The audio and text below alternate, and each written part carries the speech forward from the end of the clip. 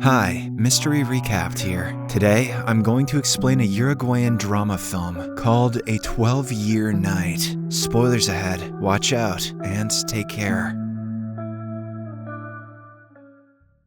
At the beginning of the film, a bunch of men are dragged into prison. After getting them blindfolded and binding their hands, the military police beat them mercilessly. They have been arrested without a court hearing or a verdict, and have no clue if they will be imprisoned for some days, months, or even years. A few days later, the police decide to separate them into different cells and torture them in solidarity. 3 of the prisoners, Pepe, Mauricio, and Fernandez, are transferred to an establishment a few miles away. The police see them as playthings and treat them as such.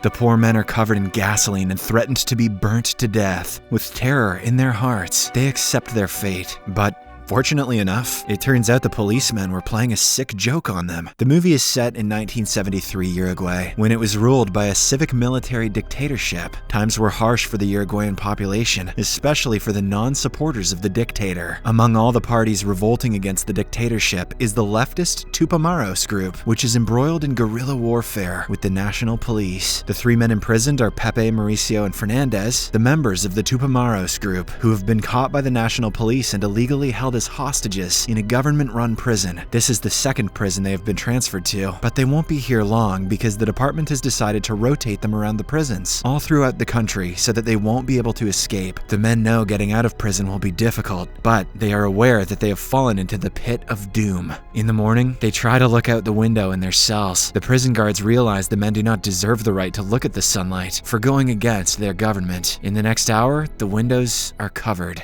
The scene changes to 12 months later. As the guards wanted, Pepe, Mauricio, and Fernandez haven't seen the sunlight in a year. They have been given just enough food to live and no additional facilities. They haven't even talked to anyone during this time because they were beaten brutally if they did. It is finally time for them to be transferred again, and the 3 hope for a slightly better life. As they had hoped, they are put into jail with a bed. It feels like the greatest luxury to the guys, who are used to the comfort of the concrete floor. One day, the commander comes to Fernandez and tells him that he is getting a chance to meet his family, who has threatened a lawsuit if they don't get to see him. However, he has to be quiet about how he is being treated in the peasantry. He is given his first bath in months, a fresh haircut, and new clothes for the occasion. Finally, the day comes when Mauricio gets to meet his parents and daughter. Overwhelmed by the reunion, their eyes are filled with tears. However, the next thing they know, Fernandez being dragged away because the meeting time is already over. He tries to resist and is beaten in front of his family. They cry at how their son is being treated but can do nothing about it. Less than a year later, they are transferred to their 4th prison. Mauricio and Fernandez are kept in underground cells with a window on the ceiling. Sometimes the soldiers give them food and water, but they are starved most days. After being thirsty for months, the prisoners see a stream of water falling through the window, but it turns out to be a guard peeing. It's probably still good. As time passes, the guys start communicating with each other through noises. They count the number of times one knocks on the wall and relate it to the alphabet. It gives them an activity to do in solitary confinement and helps their loneliness, just as long as they don't say they want pizza. However, it is different for Pepe, who is alone, held at the bottom of a grain silo. His only friends are the ants and insects. Don't give up hope, buddy. Paul Rudd's in there somewhere. After more than a year of communicating with knocks, Mauricio and Fernandez are able to play chess in the same way. A close-up of their fingers shows that they are scraped and wounded because of the continuous knocking. On the other hand, Pepe's mental condition worsens as he starts hallucinating about the torture he received. He frequently sees his mother through the window and thinks the hallucinations are real. At the same time, his mother is outside, trying to get permission to meet her son. She stands in the rain for hours before being told he isn't available for family meetups, since he is a national terrorist. Touché, I guess. Pepe frequently hears 2 soldiers talk about a girl one of them is interested in. He knows their story entirely and knows just what the soldier should do to impress the girl. One day, he talks, after months, and tells the soldier to write the girl a love letter. He even offers to write the letter for him if given a pen and piece of paper. The soldier insults him and calls him an imbecile, but after a few days, he gives in and asks Pepe for advice. With his help, the man writes the girl he likes a beautiful letter and manages to impress her. The news goes around the prison and reaches Sergeant Al Zamora. He also has a girl he wants to to get close to and needs Pepe's help to impress her. He listens to some details about the said girl and ends up writing another beautiful letter. Impressed, Sergeant Alzamora gives him a pen and a notebook as a reward. This Pepe gets girls just like that cartoon skunk, except he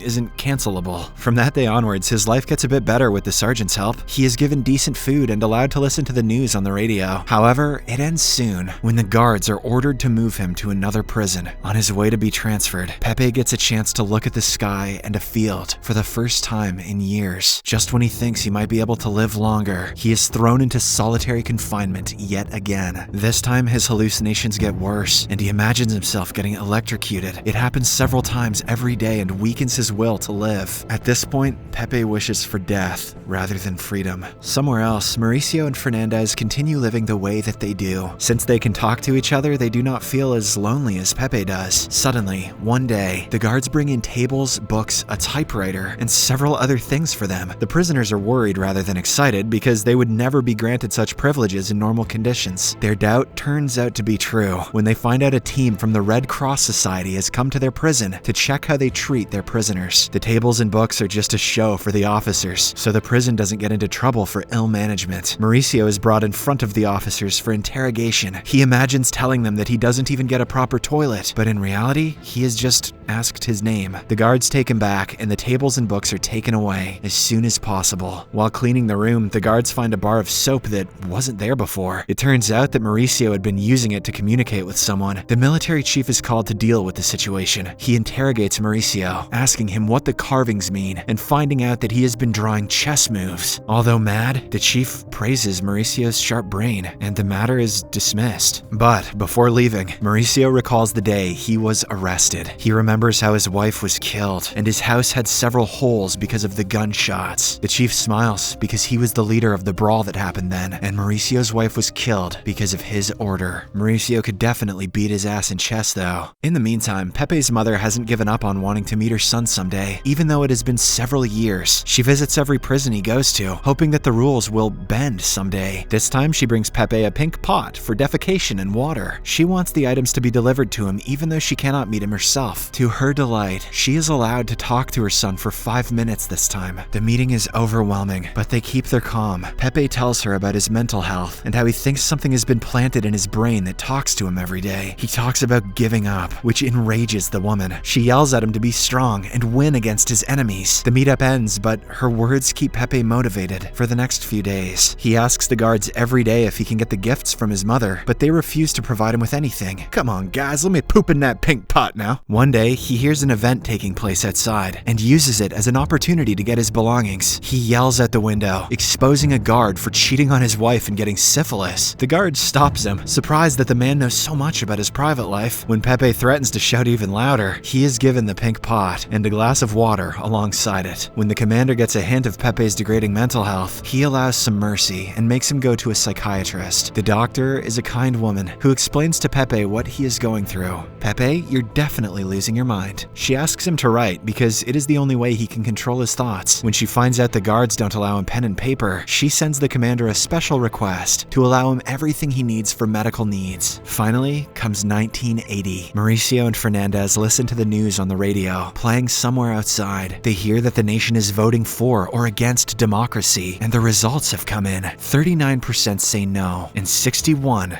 say yes. Mauricio and Fernandez ask each other which side they are on, because they did not get to hear half of the news. Suddenly, the guards barge into their cells and beat them black and blue to have lost against the revolutionists. It is clear that the winning 61% was pro-democracy. This is the first beating in their life that Mauricio and Fernandez take happily. Soon, the nation will celebrate democracy, and the purpose of their imprisonment will be fulfilled. 2 years later, in 1982, the prisoners are transferred yet again. Unbeknownst to Mauricio and Fernandez, Pepe also is transferred to the same prison. In the new penitentiary, everything is different, and they are finally treated as humans. At first, they are given proper medical treatment. Pepe is then approached by Sergeant Alzamora, who is now a chief guard. He shows off his wedding ring, revealing that he married the girl Pepe helped him impress. Both of them laugh at each other, acknowledging the absurdity of the situation. Thanks for making my life even better than it already was.